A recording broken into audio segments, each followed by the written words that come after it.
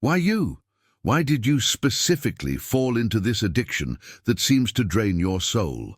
While others go through life never knowing this torment, you wake up every day fighting against a force that seems greater than your will. Everyone says it's your fault, your weakness, but what if it's exactly the opposite? Carl Jung discovered something the church never wanted to reveal. God marks his chosen ones through destruction. He plants a devastating addiction, an uncontrollable compulsion, not to punish you, but to awaken you. While ordinary people sleep comfortably in their mediocre lives, you were chosen to carry a cross of fire. Your addiction to drugs, to alcohol, to any substance that drags you into the abyss, it's not accidental. It's the brutal method God uses to force you to face what no one else can see. You were marked, and in this video, you'll discover why. There's a specific moment when you realize your addiction isn't like everyone else's problems. It's not just about wanting something and getting it. It's deeper, darker, more confusing than that. You look around and see people who drink casually, people who can take one pill and stop, people who seem to have this magical off switch you were never given. And you start to wonder what's fundamentally broken inside you. Carl Jung spent years studying people like you. Not the ones who could easily quit, not the ones who had simple struggles. He focused on those who seemed cursed with an appetite that could never be satisfied. He noticed something strange. These people weren't weaker than others. In fact, they were often more sensitive, more aware, more capable of feeling the full spectrum of human experience. But they carried something extra, something that made normal life feel impossible. Your friends don't get it. Your family doesn't get it. They see you struggling and they think it's just a matter of willpower. They believe if you really wanted to stop, you would. They compare you to others who quit easily and wonder why you can't do the same. But what they don't see is that your addiction isn't just a bad habit. It's a gateway that opened inside you, and once it opened, it changed everything about how you experience reality.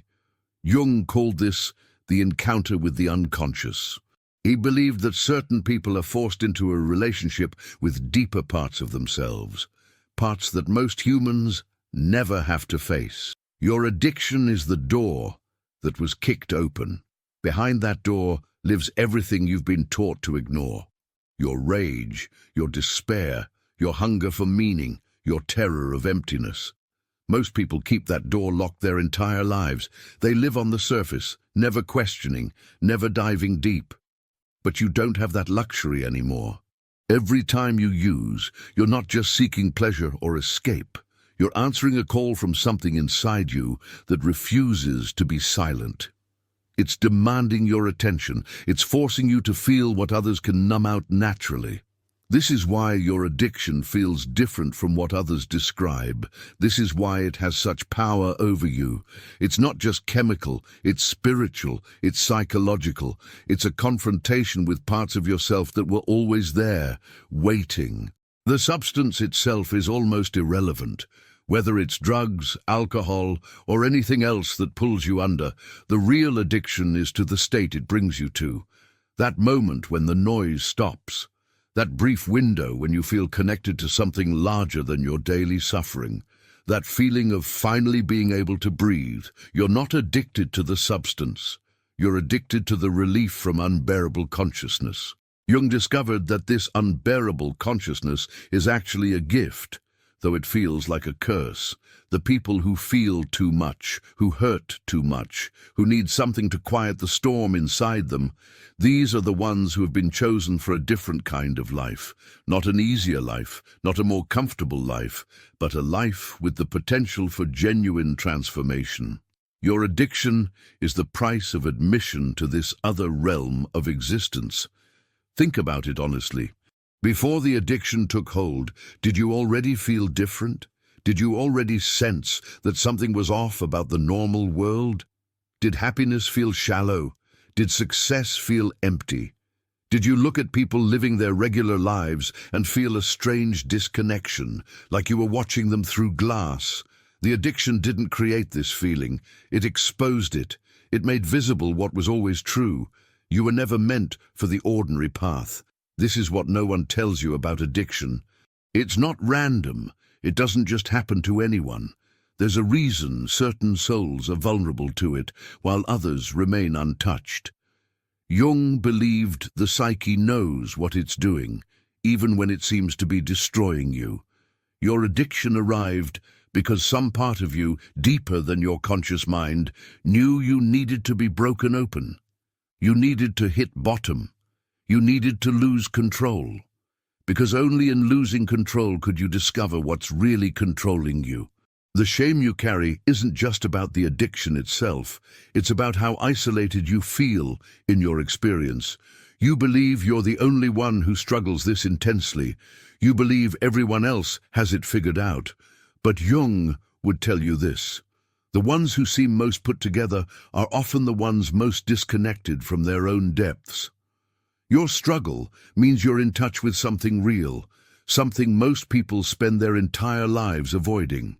Your addiction is proof that you can't live on the surface anymore. Now that you understand, your addiction isn't just weakness. You need to know what it actually is. Jung had a controversial idea that most people rejected because it sounded too mystical, too religious, too uncomfortable. He believed that what we call psychological crisis is often a spiritual emergency, and addiction, in its most profound form, is God's way of getting your attention when nothing else has worked. This isn't about religion in the traditional sense. Jung wasn't talking about going to church or following rules. He was talking about something more primal, more ancient. He observed that throughout history, mystics, shamans, and prophets often began their journeys through suffering. They were broken first. They descended into madness, into visions, into altered states that separated them from normal society. And through that breaking, they found connection to something larger than themselves. Your addiction follows this same pattern. It separates you from the normal world. It marks you as different. It forces you into experiences that others will never understand. And while you're suffering through it, while you're losing everything you thought mattered, something else is happening beneath the surface. You're being prepared for a different kind of existence. God, or the universe, or whatever name you want to give to the force that orchestrates reality, doesn't mark people randomly. The mark comes with a purpose. Jung noticed that people with the deepest addictions often had the strongest potential for spiritual awakening. But that potential required destruction first. It required the ego to be shattered. It required all the false certainties to be stripped away. Your addiction is doing this work right now, whether you recognize it or not. Think about what addiction actually does to you. It humbles you completely. It shows you that you're not in control. It reveals that your willpower, your intelligence, your plans mean nothing when this force takes over. This is humiliation on the deepest level. And humiliation is exactly what the ego needs to break open. As long as you believe you're the master of your life, as long as you think you have everything figured out, you remain closed to genuine transformation. Addiction destroys that illusion. The mark God leaves isn't gentle. It's not a subtle suggestion. It's a branding iron pressed into your soul. It burns, it scars, it changes you forever. You will never be able to go back to who you were before. Even if you stop using, even if you achieve what others call recovery, you will always carry this mark. You will always know what it feels like to lose control. You will always remember the abyss. But here's what Jung understood that most people miss. The mark isn't meant to destroy you permanently. It's meant to kill who you were, so that who you're meant to become can emerge. The old self, the one that tried to fit into normal society, the one that tried to be good enough, successful enough, acceptable enough, that self has to die. And addiction is the fire that burns it away. This is why your addiction feels so totalizing. It's not attacking just one part of your life, it's attacking everything. Your relationships, your career, your health, your self-image, your future, all of it gets consumed. And this complete destruction is necessary because anything less would allow the old self to survive. God doesn't do partial transformations. When he marks someone for awakening, he marks them completely. You might be wondering why this process has to be so painful. Why couldn't awakening come through joy, through peace, through love? Jung would say it's because humans are stubborn. We cling to our illusions with incredible strength. We build entire lives around false beliefs about who we are and what matters. And we won't let go of those beliefs voluntarily. We have to be forced.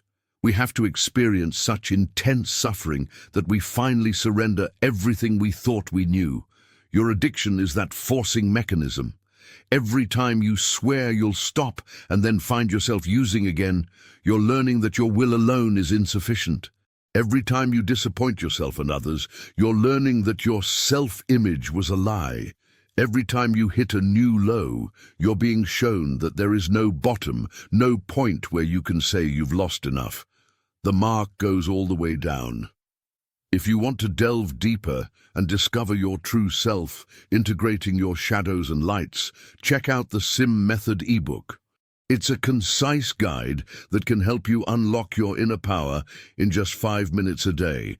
The link is in the first pinned comment below. You've probably asked yourself 1,000 times why this happened to you.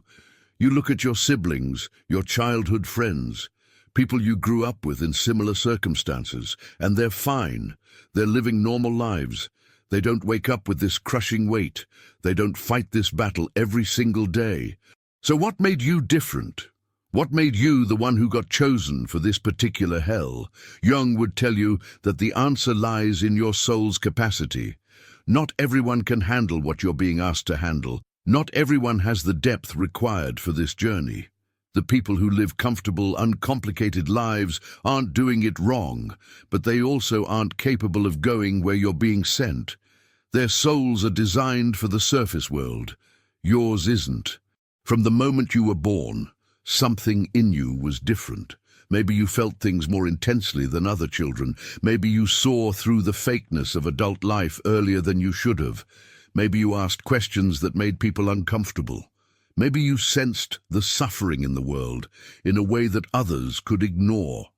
This sensitivity, this awareness, this inability to accept simple answers, this is what marked you as a candidate for the deeper journey. God doesn't choose people for transformation based on their goodness or their worthiness. That's a comforting lie that religion tells us. Jung understood that the divine choice is based on capacity. Can this person handle being torn apart? Can this soul survive descending into darkness and still find a way back? Can this individual bear the loneliness of seeing what others refuse to see? If the answer is yes, then the mark gets placed. Your addiction appeared at a specific time in your life. Think back to when it started. What was happening? What were you trying to escape or avoid? Most likely you were reaching a point where the ordinary life path was revealing itself as empty. Maybe you were supposed to be happy, but felt nothing. Maybe you achieved something you'd worked toward and discovered it meant nothing. Maybe you looked at your future and saw only repetition, only more of the same hollow experiences stretching out endlessly. That moment of recognition, that glimpse of existential emptiness, that's when you became vulnerable to addiction. Because your soul knew it needed something more, something that would shake you out of the trance of normal life. The addiction arrived as an answer to an unconscious prayer. You were asking for meaning, for depth, for something real, and the universe responded by giving you exactly what would force you into that search. Other people don't need this because they're content with the surface. They can find satisfaction in career success, in family life, in accumulating possessions, in social status. These things actually work for them. They provide enough meaning to keep going. But for you, these conventional rewards feel like consolation prizes. They don't touch the deeper hunger. And that's why you were chosen. Because you couldn't be satisfied with what satisfies everyone else. Jung called people like you the wounded healers, the ones who must first experience their own destruction before they can help others, the ones who must descend into their personal underworld before they can guide anyone else through darkness. Your addiction is your wound, and it's also your future source of power, but right now, in the middle of it, that probably sounds like empty comfort. It doesn't feel like power. It feels like dying slowly. The choosing isn't fair. It's not based on merit or karma or anything that would make logical sense. Some people are simply born with souls that demand more, that won't accept the easy answers, that need to know the truth, even if the truth destroys them. You're one of those people. And once the divine force recognizes this quality in someone, it begins the breaking process, not out of cruelty, but out of necessity. Because the only way to forge a soul capable of genuine wisdom is through fire. Your family doesn't understand this. They see you suffering and they blame you for making bad choices. They compare you to your siblings or cousins who stayed on track, who didn't fall apart. What they can't see is that those people were never asked to carry what you're carrying. They were never chosen for this particular transformation. They get to live easier lives because their souls aren't being prepared for what yours is being prepared for. This doesn't mean you're better than them. It means you're different. Your path requires destruction as preparation. Their paths don't. Both are valid. Both are necessary. But trying to live their life while carrying your soul is what creates the unbearable tension. You were never meant to fit into their world. You were meant to break open and discover another world entirely, a world that exists beneath the surface of ordinary consciousness. The loneliness of being chosen is part of the process too. You can't share this experience with most people because they literally can't comprehend it. When you try to explain what you're going through, they hear excuses. They hear weakness. They don't hear the cosmic battle happening inside you.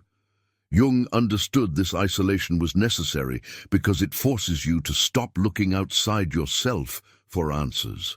It forces you to turn inward, to face what's there, to have the only conversation that actually matters, the one between you and the deepest part of yourself. So why you? Because you were built for this, because your soul has the capacity for it. Because something in the universe recognized that you could be broken and remade into something capable of genuine transformation. The question isn't why you. The question is, what are you going to do now that you know? Even when you manage to stop using, even when you string together days or weeks or months of sobriety, something inside you remembers. There's a pull, a magnetic force drawing you back toward the darkness. Other people who quit addictions talk about moving forward, about progress, about leaving the past behind. But you know it's not that simple. The abyss doesn't stay in the past. It lives inside you now, and it calls. Jung understood this pull better than most therapists ever will. He knew that once you've touched the depths of your own psyche, once you've experienced that dissolution of self that addiction brings, you can't just pretend it never happened. The abyss isn't something you escape from, it's something you integrate. And integration means maintaining a relationship with it, even when you're not actively using. This is why relapse is so common. Not because you're weak, not because you lack commitment, but because part of you knows that the abyss holds something you need. When you were using, you weren't just destroying yourself. You were also touching something real, something true, something that normal consciousness keeps hidden. The problem wasn't that you went to the abyss. The problem was that you didn't know how to come back. Think about what happens in your mind right before you use again. There's usually a build-up of tension, a feeling that life has become unbearable in its ordinariness. You're going through the motions, doing what you're supposed to do, but nothing feels alive. Everything feels flat, fake, pointless. And then the call comes. It promises relief, but it's offering more than just relief from pain. It's offering a return to intensity, to meaning, to that place where you feel connected to something larger than your small daily existence. The abyss calls you back because it knows you. It knows that you're not meant for the shallow end of life. It knows that you need depth, even if that depth feels like drowning. And here's what makes this so difficult. The abyss is right. You do need depth. You do need intensity. You do need connection to something larger than yourself. The addiction just offers a false version of these real needs. Jung discovered that people with serious addictions are often people with serious spiritual hunger. They're searching for transcendence, for mystical experience, for union with the divine. But they're searching in the wrong place. The substance provides a shortcut to altered consciousness, a quick way to feel that expansion beyond ordinary self. But it's a borrowed experience, not an earned one. It dissolves as quickly as it comes, and it leaves you emptier than before. This is the trap. You've tasted something real, something that most people never experience. You've felt the boundaries of your ego dissolve. You've touched a state beyond normal awareness. But you accessed it through a method that can't sustain it. So you're left with the memory of transcendence and the addiction as your only known path back to it. No wonder the abyss keeps calling. It's the only gateway you know. What most recovery programs won't tell you is that the abyss itself isn't the enemy. The abyss is where transformation happens. It's where the false self dies and the true self can emerge. Every mythology, every spiritual tradition talks about the necessary descent into darkness. The hero must go to the underworld. The initiate must face death. The seeker must lose everything before finding what matters. Your addiction took you to this place. The call you feel isn't trying to destroy you. It's trying to complete something that got interrupted. But here's the crucial part Jung emphasized. There's a difference between being dragged into the abyss unconsciously and choosing to descend consciously. When you're using, you're being pulled under against your will. You're drowning. You're out of control. But there's another way to meet the abyss, a way that involves awareness, intention, preparation. This is the difference between addiction and genuine spiritual practice. The call you feel can be answered in different ways. You can answer it by using again, by surrendering to unconscious dissolution, or you can answer it by learning to descend consciously through meditation, through inner work, through facing your shadows without the substance as a buffer. Both paths go to the same place, but one destroys you and one transforms you. This is why you can't just ignore the call. Trying to live a normal, surface-level life while this force is active inside you will only make it stronger. It will build pressure until it explodes. You have to acknowledge what's calling you. You have to honor the need for depth, for intensity, for connection to something larger. But you have to find a way to meet those needs that doesn't annihilate you in the process. Jung worked with many people who struggled with this exact dilemma. They knew they couldn't keep using, but they also knew they couldn't live without some form of connection to the depths. His answer was always the same. You must learn to become your own container for the experience. You must develop the capacity to hold the intensity without needing an external substance to mediate it. You must learn to visit the abyss and return by your own power. The abyss will always call you because you're one of the people who belongs there, at least part of the time. You're meant to be a traveler between worlds, between surface consciousness and the depths. But traveling between worlds requires skill, preparation, and most of all, consciousness. The addiction was your unconscious attempt to make this journey. Now you need to learn to make it consciously. The call isn't going away. The question is how you'll answer it. Let's talk about what's really driving this need inside you. You've been told it's about pleasure-seeking, about escaping pain, about chemical dependency. And those things are true on the surface level. But Jung would say they're not the deep truth. The deep truth is that your compulsion is a distorted spiritual instinct. It's your soul's hunger for wholeness expressing itself through the only channel it could find, Every human being is born incomplete. We come into the world fragmented, split off from parts of ourselves, disconnected from our deeper nature. Most people can live their entire lives in this fragmented state without really noticing. They fill the void with work, with relationships, with entertainment, with constant distraction. But some people like you, feel the incompleteness more acutely. It's not background noise. It's a screaming void at the center of everything. Your compulsion is trying to fill that void, but it's trying to fill it from the outside when the void can only be filled from the inside. Every time you use, you're making a confused gesture toward wholeness.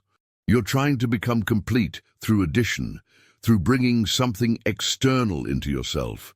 This is backwards. Jung spent his whole career trying to help people understand that wholeness comes from integration, from bringing together the scattered parts that are already inside you.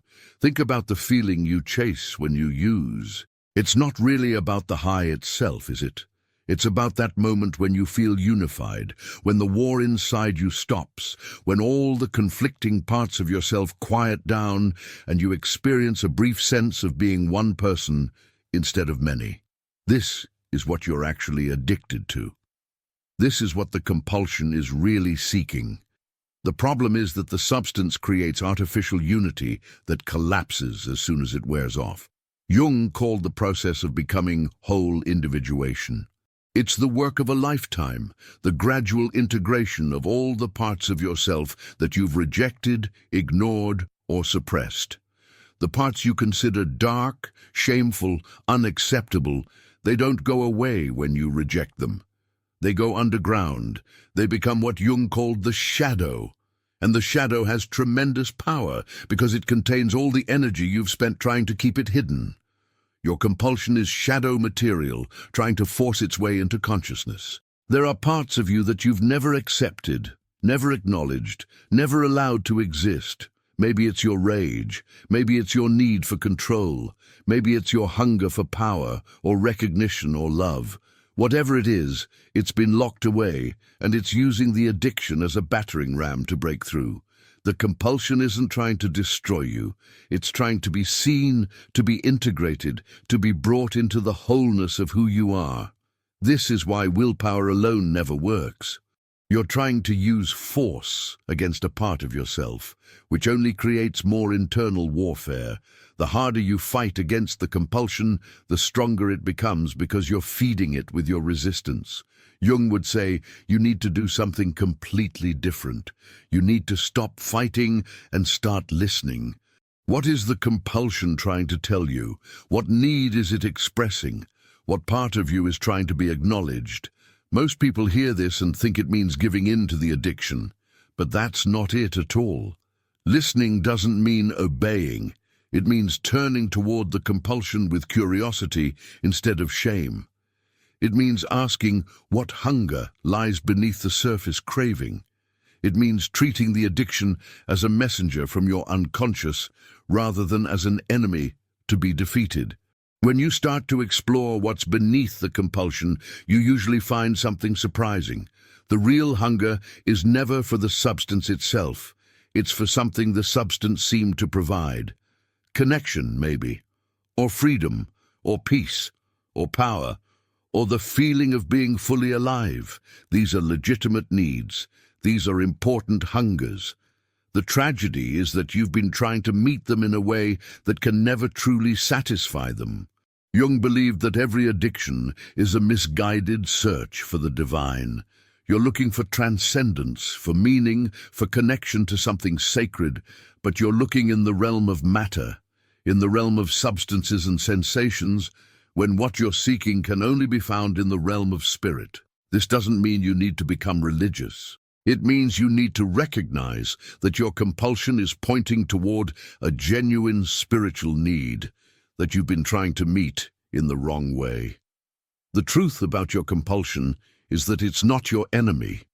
It's a confused friend. It's trying to help you, but it doesn't know how.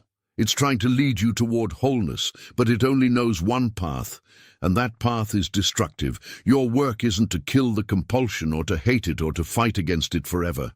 Your work is to understand what it's really asking for and then find a healthy way to provide it. This is much harder than just trying to quit. It requires you to do deep psychological and spiritual work. It requires you to face the parts of yourself you've been running from. It requires you to feel the emptiness instead of filling it.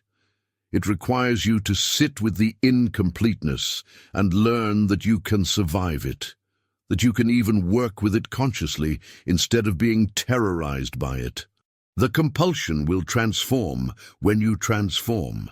As you become more whole, as you integrate more of your shadow, as you develop a genuine relationship with the deeper parts of yourself, the frantic quality of the addiction begins to ease, not because you've defeated it, but because you've given it what it was really asking for. You've begun the journey toward genuine completeness, and that's what the compulsion wanted all along. Here's where everything comes together. Here's where the suffering starts to make sense. Jung's most radical insight was this: some people cannot awaken without first being destroyed. Their egos are too strong, their defenses too sophisticated, their false selves too convincing. They need to be completely dismantled before the true self can emerge. And addiction is one of the most efficient dismantling processes that exists. You've been destroyed. Maybe not completely, maybe you're still in the middle of it, but you know what destruction feels like now. You know what it's like to watch everything you built fall apart. You know what it's like to lose the respect of people you love. You know what it's like to become someone you never thought you'd become. This destruction feels like pure loss. But Jung would say it's also pure opportunity. The person you were before the addiction, the one who had it all together or was trying to have it all together, that person had to go, not because they were bad, but because they were incomplete. They were living from the ego, from the false self, from the persona you constructed to be acceptable to the world. That version of you could never access the depths.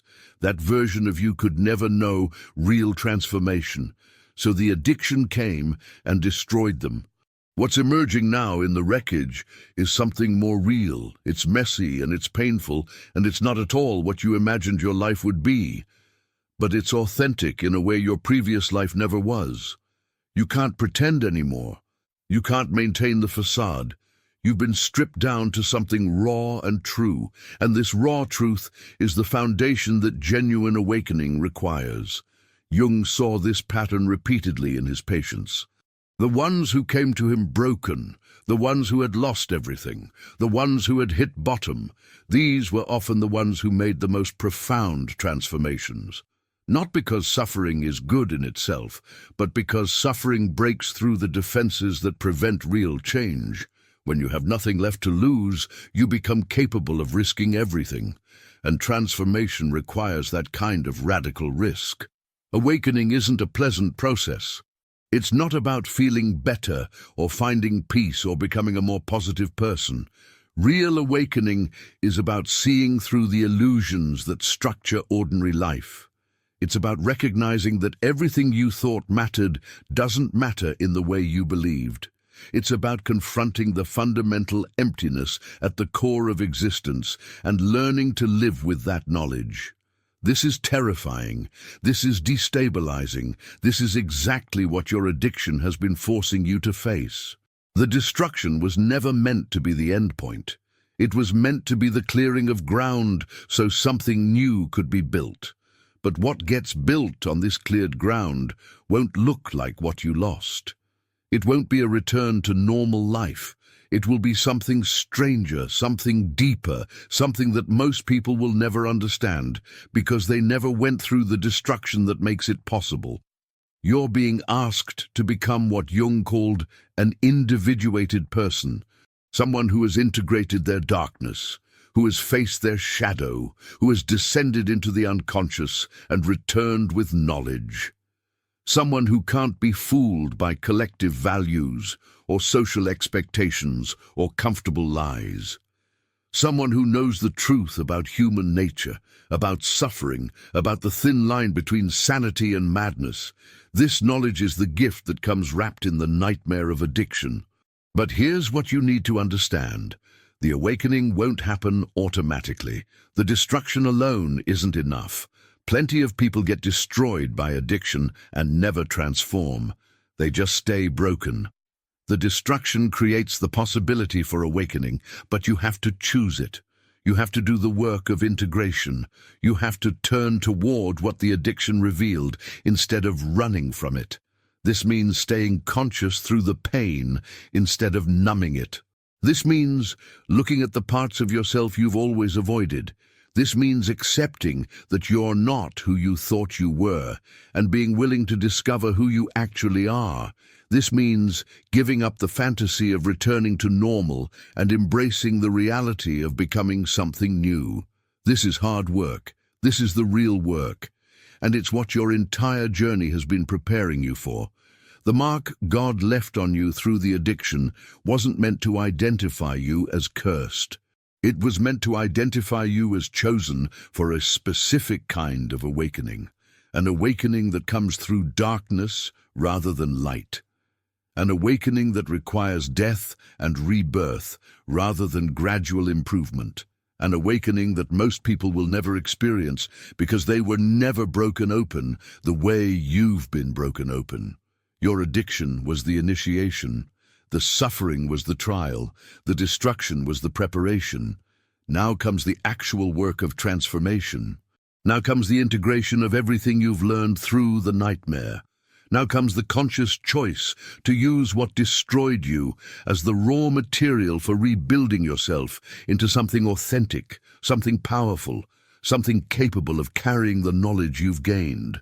This doesn't mean the struggle ends. It means the struggle gains meaning. It means your pain wasn't random or pointless. It means you were chosen for a journey that requires exactly the kind of breaking you've experienced. And it means that on the other side of this process, if you're willing to do the work, if you're willing to stay conscious, if you're willing to integrate rather than fragment further, there's a version of yourself waiting that you've never met before. A version that knows the truth. A version that can hold the darkness without being consumed by it. A version that was forged in the fire of addiction and emerged as something the ordinary world has no name for. This is what Jung meant when he talked about God marking his chosen ones through destruction. The mark isn't the end, it's the beginning. It's the sign that you've been selected for the deeper journey, the one that leads through hell and emerges in a place beyond heaven or hell, a place of genuine awakening. Your addiction brought you to the entrance of that path. Now you have to decide if you're going to walk it.